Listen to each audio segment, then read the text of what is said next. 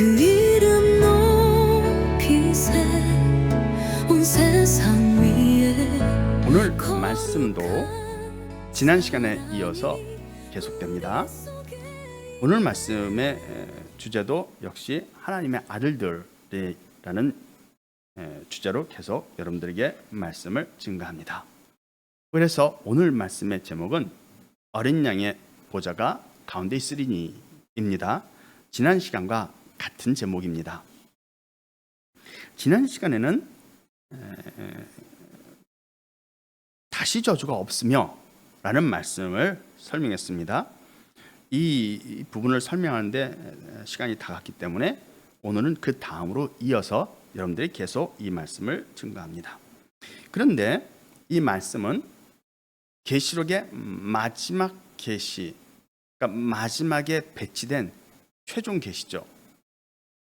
오늘 본문 말씀은 하나님이 계시를 보여주는데 계시록 4장 1절부터 2장 3장 빼고요. 4장 1절부터 22장 5절까지가 하나님이 보여주신 계시입니다. 물론 2장 3장은 이제 있는 일입니다. 그래서 장차 될 일은 4장 1절부터입니다. 그래서 계시의 내용이 하나가 아니라 여러 개죠. 여러 개입니다. 쭉 그 계시 내용을 보여주다가 최종적으로 보여준 계시가 이 생명수 강의 계시다. 그런 뜻입니다. 하나님은 본문 말씀을 보면 마태복음 22장 3절에 보면 나는 알파와 오메가요 처음과 마지막이요 시작과 마침이라 라는 말씀을 합니다. 물론 이 말씀은 하나님이 시작하고 하나님이 끝낸다 라는 뜻입니다. 그런데 하나님이 가장 중요하게 여기는 것이 바로 알파처럼 맨 처음에 딱 보여주고 그리고 오메가처럼 맨 마지막에 딱 보여주는 것, 이것이 핵심이란 겁니다. 핵심.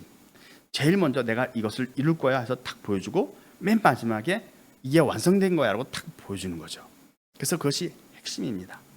다시 말하면 창세기 1장의 내용이 처음 하나님이 보여준 것이고 그리고 계시록의 내용이 마지막에 보여주신 거다라고 말할 수 있죠. 그렇게 말할 수 있습니다. 그런데 창세기 1장에 있는 그 계획의 핵심과 지금 계시록 20장 이 마지막 계시 생명수의 강입니다. 이 생명수의 강의 계시가 일치한다는 겁니다. 그리고 가장 중요하다라고 말하는 겁니다. 그래서 계시록 22장의 이 계시의 내용을 여러분들에게 지금 오랜 시간에 걸쳐서 계속 말을 하게 됩니다. 하나님은 이 땅 위에 이 세상 나라죠. 세상 나라, 이 땅 위에 하나님의 나라를 세우려고 합니다. 하나님의 나라를 세우는 것은 땅에서 이루어지는 거예요. 이 땅 위에서. 그러니까 땅 위에 아름다운 집을 짓고 거기에는 새도 있고 물고기도 있고 땅 위에 많은 짐승들이 뛰어다니며 삽니다. 하나님이 이루려고 하는 아름다운 하나님의 나라는 영의 세계가 아니라 땅입니다. 그래서 생육하고 번성하여 땅에 충만하라 하는 목적으로 남자 여자를 만들죠. 남자 여자를 만들고 그 남자 여자가 영원히 살 그 무대, 그 바탕이 어디냐? 땅인 거죠. 땅에 충만하라라고 말씀했기 때문입니다. 땅에서 영원히 살게 하려고 하나님이 처음부터 계획했다는 겁니다. 그런데 그 하나님이 창조하는 땅 위에 그 땅의 가장 중요한 부분이 뭐냐? 새도 영원히 살고 물고기도 영원히 살고 동물도 영원히 살고 사람도 영원히 사는 거예요. 근데 그 영원히 사는 그 세계가 땅에 있는 도시입니다. 그 도시가 아름답게 최고의 과학 문명을 이룬 그리고 자연 친화적인 아름다운 세계로 하나님이 만들겠다는 겁니다. 그것이 하나님이 이 땅에 만들려는 하나님의 나라입니다. 그곳에서 인간은 고통이 없고 질병이 없고 죽음이 없는 영생을 누리며 새와 물고기와 땅에 있는 짐승을 다스리며 영원히 사는 겁니다. 자연 속에서. 근데 물론 원신처럼 사는 게 아니라 최고로 발달된 과학 문명이 곁들여진 과학 문명과 자연 친화적인 잘 융합된 그런 멋진 도시인 거죠.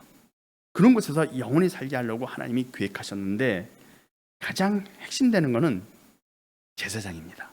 왜냐? 제사장이 없으면 이 백성과 하나님 사이에 가격할 존재가 없어요. 하나님이 직접 백성과 만나는 게 아니기 때문에 백성이 이 땅에서 자유를 누립니다. 행복하게 사는 거예요. 이 땅 위에서 영원히 행복하게 삽니다. 그런데 하나님을 만날 수가 없습니다. 왜냐?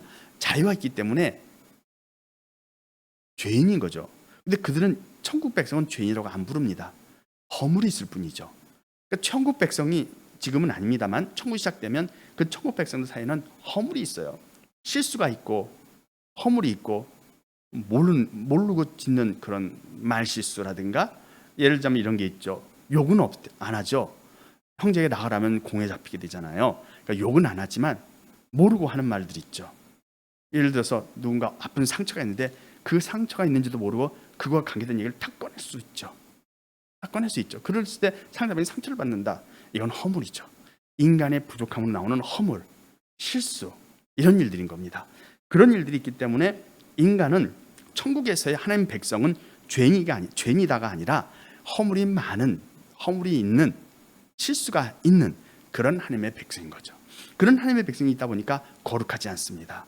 거룩하지 않으면 하나님과 만날 수가 없는 겁니다. 그래서 하나님이 창세기 1장에서 내가 이 땅 위에 하나님의 나라를 만들 거야, 그리고 혼을 만들어서 하나님의 백성을 삼을 거고 영원히 존재하게 하겠다. 그런데 하나님과 그 백성, 혼이죠, 백성 사이에는 중재자가 필요해. 그게 나라와 제사장이죠. 그게 하나님의 아들들인 거예요. 하나님은 중재자, 하나님과 백성 사이에 중재자를 세우려고 하는데 그 중재자는 백성이 돼서는 안 되죠. 백성이면서 동시에 중재자가 될 수 없죠. 왜냐하면 중재자의 입장은 뭐예요? 하나님과 백성을 중재하는 거죠. 자기가 자기를 중재할 수는 없죠. 그러니까 하나님이 이 땅에서 영원히 행복하게 살 소울들을 만드는데 소울들이 하나님과 소울 사이에 중재자가 될 수 없는 겁니다. 그래서 하나님은 소울을 창조하는 대신에 이 땅에 있는 많은 하나님의 백성이 혼이죠. 그 혼들을 창조하는데 대신 중재자로 혼이 아닌 스피릿, 영이죠. 영. 하나님이 창세 때부터 물질을 창조하기 전부터 옆에 두었던 그 영들을 너희들이 중재자가 되라, 이렇게 말씀한 겁니다.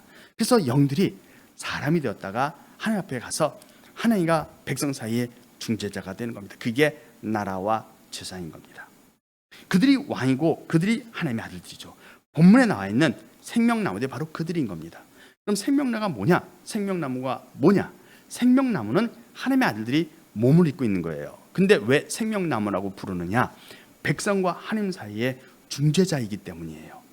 백성에게 영원한 생명을 주는 것, 그리고 백성에게 영원한 자유를 주는 것, 그리고 백성이 영원토록 안식하면서 살게 하려면 하나님의 은혜가 필요하다는 겁니다. 근데 그 하나님의 은혜를 백성이 직접 하나님께 받을 수 없기 때문에 중재자인 이 하나님의 아들들이 생명나무가 돼서 백성들에게 하나님의 은혜를 전달하는 거죠. 그래서 하나님의 나라의 가장 큰 핵심은 백성이 아니고 제사장입니다. 하나님의 아들들이에요. 하나님의 아들들이 있어야 포도원을 경영하는 겁니다. 그래서 주님께서는 이 악한 농부를 어떻게 하면 좋겠느냐 물으니까 유대인들이 그렇게 대답하죠. 이 악한 농부들을 진멸해버리고 제때의 실과를 바칠 다른 농부들에게 세를 주는 게 마땅합니다. 예수님이 그러니까 그래, 니들 말대로 맞다. 이 포도원인 하나님의 나라를 너희는 빼앗기고 그 나라의 열매를 맺어 하나님께 드리는 다른 농부들에게 세로 주겠다, 이렇게 표현한 겁니다. 즉 하나님이 내가 직접 포도원을 경영하겠다, 이게 아니고 다른 농부에게 내가 세로 주마, 이거죠. 사탄과 그의 천사들, 그 못된 놈들이, 그 못된 존재가 하나님께서 포도원을 새로 주셨는데도 불구하고 하나님께 소출을 드리지 않습니다. 하나님이 분노했습니다. 아들을 죽였어요. 와서 분노해서 그들 다 진멸한 다음에 내가 직접 다스리마, 이렇게 하셔도 될 것 같은데 하나님은 그렇게 안 하시고 다 진멸한 다음에 다른 농부에게 새로 주겠다, 다른 농부를 찾자, 이렇게 되는 거죠.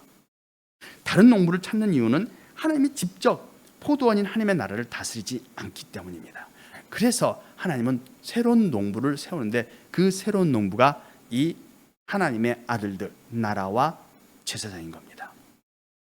하나님의 아들들이, 이 나라와 제사장들이 새로운 농부가 되어 그 포도원에서 포도 하나님께 드리는 영생이는 열매, 백성을 맺혀서 하나님께 드린다, 이런 뜻인 겁니다. 그러면 포도원이 중요하지 않나? 포도원인 하나님의 나라는 이미 준비되어 있어요. 땅은 이미 준비되어 있죠. 이 땅은 이미 준비되어 있습니다. 그런데 백성이 중요하잖아. 이미 백성도 하나님이 아담의 코에 생기를 불어넣음으로써 혼들이, 하나님이 불어넣은 그 생기가 혼입니다. 아담 코에 불어넣은 그 생기가 혼인데, 그 혼이 자녀를 낳을 때 혼이 태어납니다. 혼이 무한히 영원히 계속 늘어납니다. 그러니까 하나님의 나라는 땅에 충만하라라고 말씀하신 대로 이미 땅도 있고 그리고 혼도 창조한 거죠. 이미 준비되어 있습니다, 거의. 그리고 혼은 영원히 늘어날 겁니다. 그러면 하나님의 나라가 왜 아직도 안 이루어지느냐? 바로 나라와 제상인 이 포도원의 농부들, 그 농부들을 발로 세워야 하기 때문에 아직 안 이루어진 거예요. 하나님 나라의 가장 중요한 게 뭐냐? 제상입니다. 하나님과 백성 사이의 중보자인 그 제상이 제일 중요했다는 뜻입니다. 백성은 준비되어 있는 거예요. 시간이 흐르면 계속 태어날 거니까 결국 소울들이 땅을 가득 메우게 될 겁니다. 결국 하나님이 하나님의 나라를 이루는데 가장 중요하게 여기는 것은 바로 나라와 제상들입니다. 여기 본문에 나와 있는 생명나무들인 거죠. 생명나무들은 스피릿입니다. 스피릿입니다. 그들은 스피릿이기 때문에 영입니다. 세상을 만들기 전부터 하나님과 함께 했었습니다. 그런데 하나님이 어느 날 내가 이 땅에 하나님의 나라를 세울 거야. 그리고 이 땅에 내가 들어가서 하나님의 나라를 세우니까 하나님도 그 안에 들어가서 새 예루살렘 성 안에 거하겠다라고 말씀한 겁니다. 그러니 하나님이 이 땅에 들어오시니까 당연히 하나님의 아들들이 영의 세계에 남아있을 수 있겠습니까? 하나님은 하나님의 아들들도 너희도 이 땅에 사람으로 내려가라. 그리고 이 땅에서 첫째 부활을 통해서 몸을 가지고 내게 오라. 근데 그때는 영의 세계로 가는 게 아니죠. 몸을 가지고 있으니까 부활해서 하나님께로 돌아가는데 예루살렘 성으로 가는 거예요.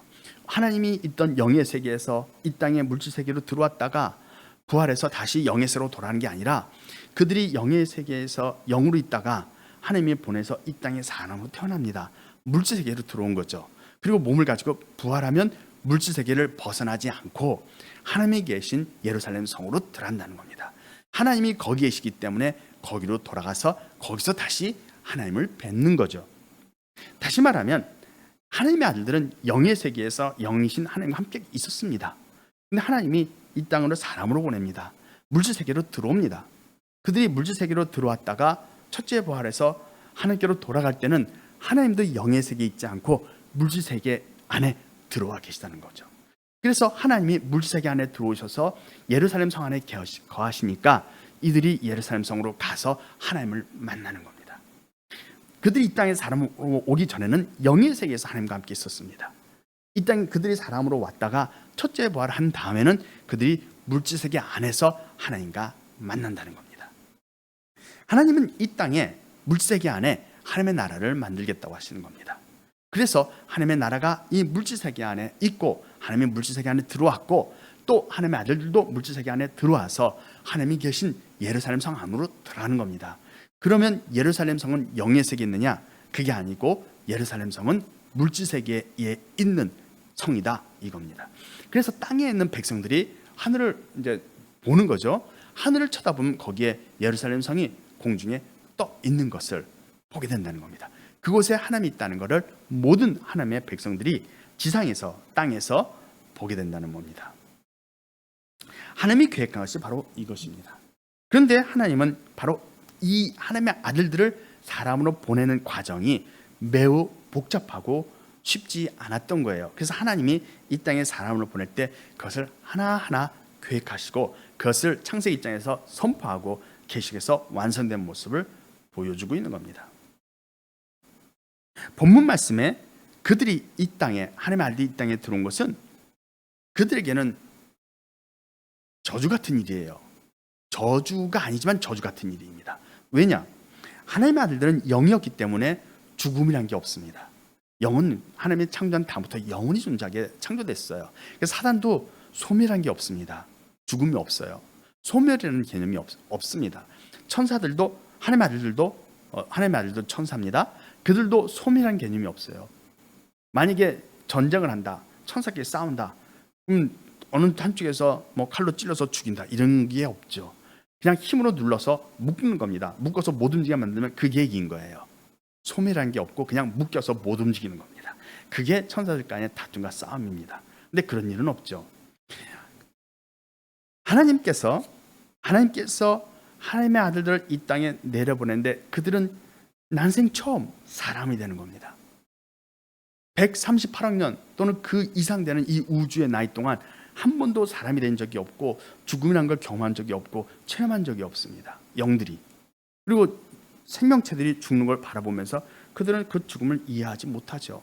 그냥 그런가 보다 하는 거죠. 우리가 바라볼 때 개미가 막 걸어간다 그러면 개미가 저렇게 살다 죽겠지 하고 끝나는 거죠. 거기에 어떤 감정이 없습니다. 두려움이나 연민이나 이런 것도 없죠. 그냥 쳐다보고 마는 거예요. 그런 천사들이 사람으로 태어납니다. 그런데 죽음이 있는 몸으로 태어납니다. 이것이 그들에게는 큰 이벤트죠. 충격으로 말할 수는 없지만 어쨌든 큰 사건인 거죠. 죽음이 대체 뭘까? 얼마나 힘들 건가? 죽음이란 고통은 무엇인지 모릅니다. 근데 그들이 이 땅에 태어났다가 사람으로 태어났다가 죽음을 경험하게 될 때 이것이 그들에겐 저주와 같다는 겁니다. 원래 그렇게 사는 사람들, 태어나서 살고 죽고 태어나서 살고 죽고 하는 사람들, 그것이 당연하다고 느끼는 사람에게는 그거 삶 자체가 죽음이 아니라 삶입니다. 그냥 삶이고 자신의 일부예요. 자연의 일부일 뿐입니다. 그래서 어떻게 보면 죽음도 아름다운 거예요. 어떤 사람들 입장에서는 죽음이 없으면 오히려 슬픈 겁니다. 왜요? 영원한 삶을 그들은 전혀 상상해 본 적이 없어요. 영원히 살면 어떻게 되는 거지? 이해하지 못합니다. 굉장히 심심하지 않을까? 뭐 재미없지 않을까? 뭐하고 살지? 근데 천사들은 138억 년의 생활을 그 이상 되는 시간을 보내왔어요. 다시 말하면 천사들이 존재하는 방식과 이 땅에 짧은 생을 사는 사람이 존재하는 방식이 너무 달랐기 때문에 그 서로의 영역에 대해서 이해하지 못했다는 겁니다. 그런 천사들이 이 땅에 내려왔을 때 하나님과의 단절을 경험하게 됩니다. 왜 그러냐? 하나님의 아들들이 이 땅에 사람으로 태어났을 때 그들은 죽음이 있고 병들고 아프고 다른 사람들과 똑같이 그 짧은 생을 삽니다. 뿐만 아니라 그들이 자신이 누구인지 모르고 자신의 능력도 쓸 수가 없고 능력이 있는지도 모릅니다. 평범한 사람처럼 범인처럼 그렇게 하나님의 아들들이 살아가는 겁니다. 그러다 보니까 그들은 마음속에 하나님을 사모하는 영이 있지만, 영이기 때문에 하나님을 사모하는 것이 그 본질이지만 그것이 마치 무엇인가 눌려서 의식구조로 이 의식 바깥으로 표출되지 않는 상태인 거죠. 이 육체가 그 영을 눌러서 영의 생각, 영의 지식, 영의 능력을 쓰지 못하게 하고 기억하지 못하게 하면서 눌렀으나 영들은 원래 하나님과 함께 오랜 시간 함께 있었죠. 불과 100년 전까지만 하더라도 아마 하나님과 함께 있었을 겁니다. 하나님이 내려가라 해서 사람으로 태어났기 때문에 여러분들이 하나님의 아들들이라면 여러분들은 100년 전에는 138억 년 그 이상 되는 시간 동안 하나님과 함께 있었던 존재입니다. 그런데 이제 사람이 된 거예요. 근데 자신을 잊은 거예요. 내 속에 있는 영이 무엇인가 하나님을 갈구하는데 나는 그게 뭔지 모릅니다. 내 의식 속에는 그게 없어요. 의식 바깥으로 나오질 않습니다. 그런 사람들이 하나님의 보호자에 가서 하나님과 함께 간다는 것 자체가 사실은 영이, 내 속에 있는 영이 매우 바라고 간절히 원한 거죠. 왜냐? 우리가 사람으로 하나님과 떨어져 사는 것은 100년밖에 안 되지만 100년도 안 되죠. 아직 그렇게 나이가 든 분이 없으니까. 그러나 하나님과 함께 했던 기간은 비교도 안 돼요. 이 우주 창조한 것보다 더 긴 시간입니다. 비교도 안 된 시간을 하나님과 함께 있었으니 하나님과 함께 있는 것이 우리의 본질이고 기쁨인 거죠. 그런데 이 땅에 사람으로 태어나서 우리 자신을 기억하지 못하면서 뭔가 엉뚱한 상태로 살아오고 있기 때문에 우리의 본질은 하나님을 찾는 거죠. 근데 하나님을 찾는 그 갈급함이 뭔지를 모르는 겁니다. 그런데 하나님은 이제 그들을 다시 첫째 벌에 참여해서 불러드립니다. 그리고 내가 너희와 함께 있다는 것을 다시 한번 인식하게 합니다.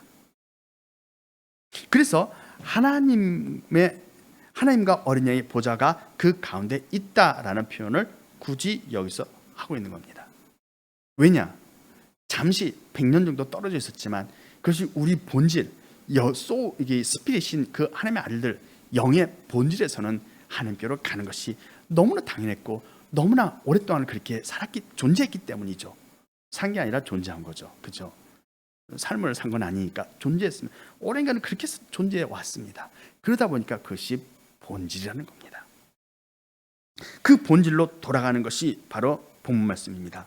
하나님과 그 어린 양의 보좌가 그 가운데, 그 종들 가운데 있다.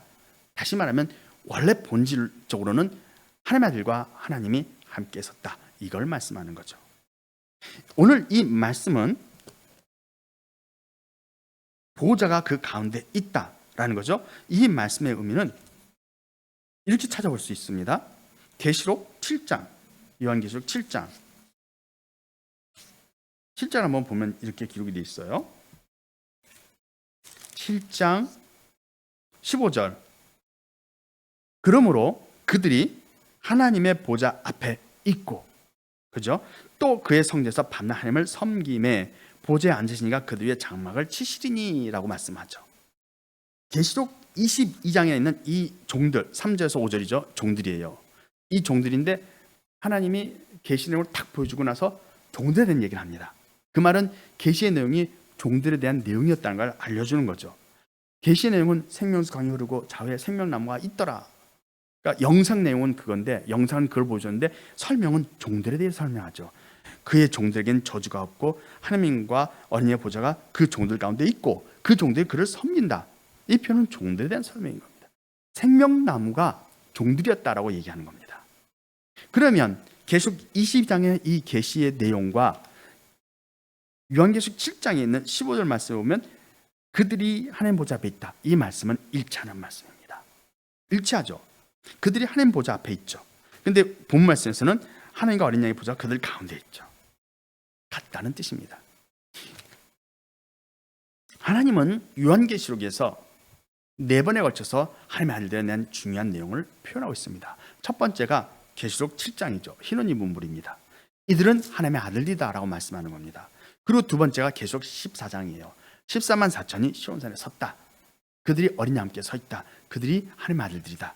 즉 하나님의 아들들의 숫자가 결국 14만 4천이다 라고 말씀해 주는 겁니다. 그리고 세 번째로 계시록 21장에서 새 예루살렘 성, 그리고 그 성의 진주, 보석을 말하죠. 보석이 12개죠. 12지파를 표현하는 겁니다. 그리고 그들이 하나님의 종이다 라고 계시록 21장에서 설명합니다. 신부의 장식품으로 설명하고 있는 겁니다. 그러니까 신부가 차고 있는 장식품, 그들이 신부가 아니라 신부의 장식품인 하나님의 아들들이다 라고 표현하고 있는 거죠. 그리고 계시록 22장에서 본 말씀에서 생명나무들, 이 4개의 계시가 모두 하나님의 아들들에 대해서 설명해 주고 있다는 뜻입니다. 그래서 본문 말씀, 하나님의 아들 3절 말씀을 보면 하나님과 어린 양의 보좌가 그 가운데 있다라는 이 말씀은 계시록 7장 15절에서 그 흰옷 입은 무리, 그들이 하나님 보좌 앞에 있고 라고 돼 있죠. 같다는 겁니다. 이들이 흰옷 입은 무리다라고 말씀해 주는 겁니다. 그런데 본문 15절을 보면 이렇게 되죠. 보좌에 앉으시니가 그들의 장막을 치시리니, 장막을 치는 겁니다. 사람들은 어떻게 생각하냐면 우리가 천국에 가면 하나님이 우리와 함께 계신다, 하나님의 장막이 우리와 함께 있다, 그러니까 우리가 하나님과 함께 거한다라고 이야기를 합니다. 오해한 거죠. 하나님이 함께 거하시는 것, 하나님의 보좌 앞에 있는 것은 나라와 지상이지 백성이 아니라는 겁니다. 여기서 장막을 치신다라는 말씀이 있습니다. 그 15절에 이 장막을 치신다라는 말은 요한계시록 21장 3절 말씀 보면 나옵니다. 새 하늘과 새 땅이 있고 그 다음에 새 예루살렘이 보이죠. 그리고 예루살렘 성은 신부가 남편을 위하여 단장한 것, 단장한 것이면 신부다가 아니라 신부가 단장한 거다는 거예요. 근데 단장한 것 같은데 3절을 보면 내가 들으니 보좌에서 큰 음성이 나서 가로되 하나님의 장막이 사람들과 함께 있음에, 그러니까 이 새 예루살렘 성 안에 거하는 자들이 신부가 남편을 위하여 예수를 위하여 단장한 장식품 같은 건데 그들이 곧 나라와 재상이된 거예요. 하나님이 그들 속에 장막을 쳤는데 그 장막이 새 예루살렘 성이죠. 그 장막 안에 하나님이 계신 거예요. 그리고 이들이 예루살렘 성 안에 거하는 사람들이 여기에 나와 있는 사람들인 거죠. 보라, 하나님의 장막에 사람들 함께 있으면, 이 사람들이 구원받은 모든 성도, 백성들, 그래서 예수로 제사함 받은 모든 사람들이 다 천국 간다는 그 모든 사람을 말하는 게 아니고, 이 사람들은 계속 7장에 나와 있는 흰옷 입은 무리죠. 흰옷 입은 무리입니다. 그들이 7장 15절에 보면 하나님을 섬김에 보좌에 앉으시니까 그들 위에 장막을 친다. 보좌에 앉으시니까 그들 위에 장막을 친다라고 말하는 거죠. 이 장막이 뭘까요? 새 예루살렘 성을 말하는 겁니다. 그 장막을 치고 그 속에 나라와 시장인 하나님의 아들들이 그 속으로 들어갑니다. 예루살렘 성 안으로 들어가면 나오죠. 그들만 들어갑니다. 어린 양의 그 생명책에 기록된 자들인 하나님의 아들들만 들어가는 거예요. 백성은 못 들어갑니다.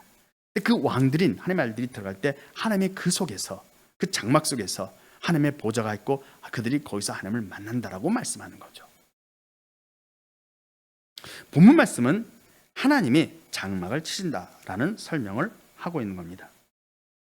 그 말씀을 통해서 본문 그 요한계시록 7장 말씀은 그렇게 돼 있죠. 이 말씀에서 하나님이 그들에게 장막을 치시고 그들과 함께 하는데, 사람들은 어떻게 생각하냐면 그들이 다시는 줄이지 아니하고 목마르지 아니하며 아무 해나 뜨거운 기나 상하지 않는다. 그러니까 모든 구원받은 모든 성도들이 다 이럴 거다라고 생각하는 겁니다. 근데 백성은 줄일 수도 있고 목마를 수도 있고 뜨거운 기운에 상할 수 있습니다. 단지 그들이 누구냐? 16절에 그들이 누구냐? 그들은 바로 흰옷 입은 무리인데, 그 흰옷 입은 무리가 하나님 앞에 있는 나라와 제사장들인 거예요. 백성에 대한 내용이 아니었다는 겁니다. 그만큼 하나님이 하나님의 아들들, 이 제사장에게 중요한 핵심 포인트를 잡고 중요한 말씀을 하고 있는 겁니다. 그들의 집중해서 말씀하고 있는 겁니다. 그들은 다시 줄이지 않고 목마르지 않고 아무 해나 뜨거운 기나 상하지 않는다. 77절 보면 이는 보좌 가운데 계신 어린 양이 그들의 목자가 되사 생명샘으로 인도하신다라고 되어 있습니다. 하나님의 아들들인 나라와 제사장들이 줄이지 않고 목마르지 않고 아무 뜨거운 기운에 상하지 않는 이유는, 그 이유는 보좌에 계신 어린 양이 목자가 되어서 어린 양이 그들을 생명샘으로 인도했기 때문이다라고 말씀하는 겁니다. 생명수의 샘에서 그 생명샘물을 마셨기 때문에 줄이지 않고 목마르지 않고 뜨거운 기운에 상하지 않는다라고 말씀하는 거죠. 만약에 어린 양이신 예수님이 생명샘으로 인도하시는데 생명샘으로 인도함을 받지 않고 그 생명수 샘물을 마시지 않으면 밖에 버려져 말라지죠. 생명수가 고갈되면 마릅니다. 마르게 되면 그들은 다시 줄이고, 백성이 아니라 제사장임에도 불구하고 줄이고 목마르고 뜨거운 기운에 상해서 고통받는다는 거죠. 불못이 뜨거운 기운입니다.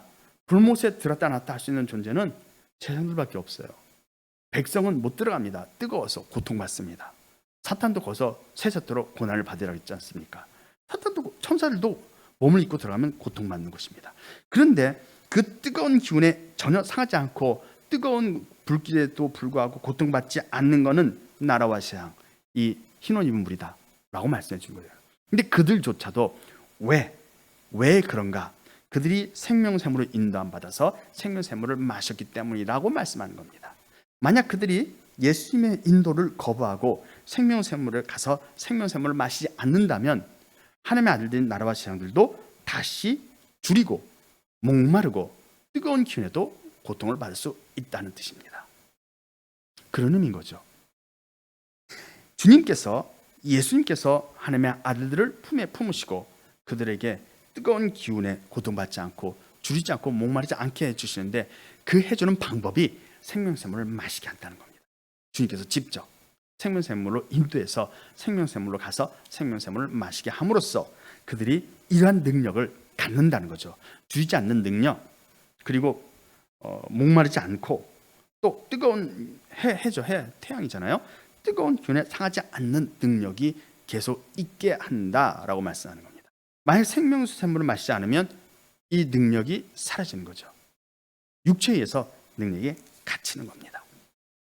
본문 말씀은 하나님의 아들들인 이 생명나무들, 이 생명나무들이 만국을 치료하고 또 달마다 12가지 실감을 맺혀서 하나님께 드리는 것은 그들이 생명수의 이 강, 생명수의 강이 흐르잖아요. 그 생명수에 가서 생명수 계속 공급받기 때문에 가능하다고 말하는 거죠. 강가에 생명나무가 심어져 있는 이유가 바로 그거죠. 하나님과 어린 양의 보호자에서부터 흐르는 그 생명수의 강을 그들이 공급받을 때 그들은 생명나무로서 역할을 감당한다. 이걸 표현해 주고 있는 겁니다. 그것이 창세기 1장에서 표현한 것과 같은 겁니다. 하나님이 처음부터 이렇게 설계를 했다는 뜻입니다. 그들이 만약에 생명수 강가에 심어져 있지 않으면 생명나무로서 역할을 할 수 없다라고 말씀하는 겁니다. 그래서 예수님께서 너희가 나를 떠나면 아무것도 할 수 없다. 나를 떠나지 말고 항상 내 안에 있으면 너희가 원하는 것은 뭐든지 할 수 있다. 능력이 너에게 주어져 있는데 그 능력을 사용할 수 있도록 생명수 샘물로 계속 마셔야 한다라고 말씀하는 겁니다. 하나님이 가장 중요하게 여기는 것은 바로 하나님의 아들들이죠. 하나님의 아들들이 이 땅에 사람으로 태어나서 만왕이 돼서 이 세상을 하나님의 나라로 만들어서 영원토록 통치하길 바라요. 근데 그들이 제2의 사탄이 되지 말라는 법이 없습니다. 자유의지가 있어요. 하나님의 아들들도. 그러니까 제2의 사탄도 될 수 있어요. 제3의 사탄이 될 수 있습니다. 교만해지면 다 그렇게 가능하죠. 그런 일이 가능합니다. 자유가 있으니까. 그래서 하나님은 하나님의 아들들을 다시는 사탄처럼 잃고 싶지 않기 때문에 하나님은 하나님의 아들들이 교만해지지 않도록 처음부터 설계를 하신 거예요. 그것이 생명수죠. 궁창 아래 물로 임해서 그 물로 마시게 해서 그 물속에서 부활한 몸을 가지고 나와서 그 물이 항상 물과 영으로 거듭나서 그 물이 항상 너희 앞에 있어야 한다. 그 방식을 하나님이 만들었다는 겁니다. 왜 그러냐? 그 하나님의 아들들이 몸을 가지고 능력을 가지고 하나님의 나라를 다스리는데 사탄처럼 다시 포악해지면 그 하나님의 나라가 더 이상 하나님의 나라가 아닌 곳이 되잖아요. 그러면 하나님의 나라가 유지될 수가 없죠. 그래서 하나님은 하나님의 나라의 가장 핵심은 바로 제사장이야. 그 제사장이 더 이상 타락하지 않고 항상 하나님 앞에서 겸손하기 위해서 하나님은 하나님의 아들들에게 생명수를 준다. 이렇게 말씀하는 겁니다. 그래서 가장 중요한 포인트입니다. 하나님이 이 땅에 하나님의 나라를 계획할 때, 설계할 때 가장 핵심을 둔 것이 제사장이고 그 제사장이 어떻게 영원히 하나님을 배신하지 않고 존재할 수 있느냐, 그것을 하나님이 고려해서 설계한 것이 생명수의 강, 생명수였다는 겁니다. 오늘 말씀은 시간이 다 됐기 때문에 오늘 말씀은 여기서 마치고 다음 시간에 이어서 계속 하도록 하겠습니다. 같이 기도하겠습니다. 주께 모두